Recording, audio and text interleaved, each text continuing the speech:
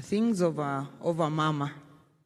And we, who are women leaders in this country, but particularly the women leaders who have come up within Homa Bay and our region, we literally stand on the shoulders of Mama Phoebe Asiyo, literally. Because as you walk and campaign, you say that, look at what Mama Phoebe Asiyo did for Karachuonyo. If you elect me as a woman here in Suba North, or here in Kabondo Kasipul, or here in Rangwe, or as governor, or as woman rep, I will do the same. And that is why our Senator Kajwang was talking about that closing of numbers within our county of Homa Bay. 6 versus 6. We are at 50-50. Exactly what Mama wanted for affirmative action.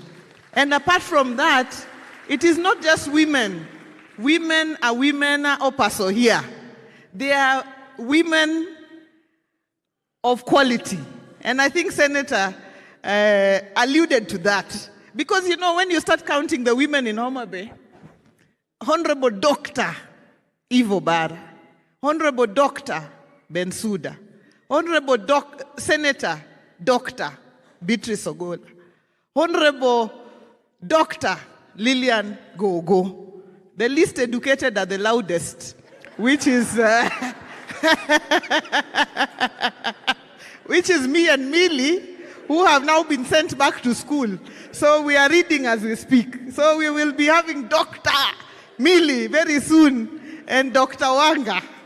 Then when you come to the men, Moses Kajwang, Martino Wino, Adipo Kuome.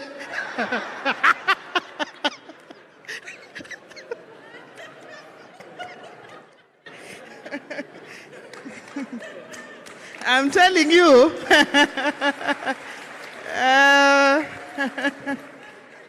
Peter Kaluma, I mean, if I were to add Edwin Sifuna, I mean, we are just passing here like this.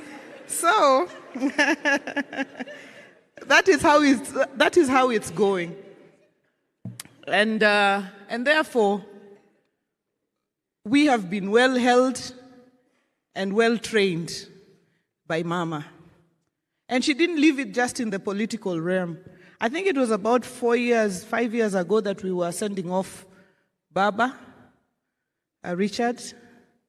And she taught us that as women leaders, we also had the responsibility, you know, to keep our houses, our homes, our families, and how to just, in the power that we could have from public office, still retain the humility to be wives and mothers within our homes, something that she perfected so well. And when she gave that tribute to Baba, I mean, it was a big challenge to many of us who are women in politics as to how to navigate a very complex area, you know. So when I came and I wanted to be the woman rep for Homa Bay, and I went to Mama Phoebe, my father was a politician, and many people know him or knew him. But my mother, very few people knew. And I relate to what Millie said about her mom. And when I went to see Mama Phoebe, because they had been in politics with my father, but she had gone on to know my mom, she told me, when I explained to her, you know, I'm daughter of Joanna Nyasuna, she told me, oh, you are the daughter of Grace. And that for me was profound. And so, I mean, I held it very, very close because very, very few people knew that the strong force also besides my father was my mom, who many people didn't know, didn't talk about. Later on, I was to run for governor, and she held my hand, and she spoke for me, and she vouched for me, and talked to the party structures, and said that we needed, and it was time to have a woman governor in the region. And when I won, she was not well then. Because I think she was a bit unwell. But at my inauguration, despite how that is just usually so, crowded, she came. She came. Her voice was a little frail, but she came and she spoke some very, very profound words. She said, "We are very grateful that you have been elected governor. And I want to tell you, you're going to do great things and things that have never been seen for our people."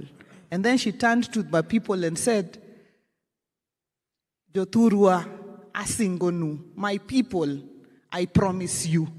She made very few remarks. I think that was perhaps the last public function that she attended in Homa Bay. She promised the people of Homa Bay that we were going to do things that had never been done or seen within Homa Bay before. I think she was making a prophecy. And I can say that, we have tried to keep to that prophecy. And Homa Bay, is spoken about now.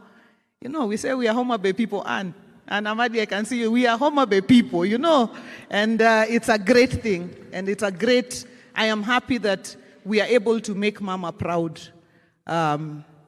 for having stood by us and stood with us.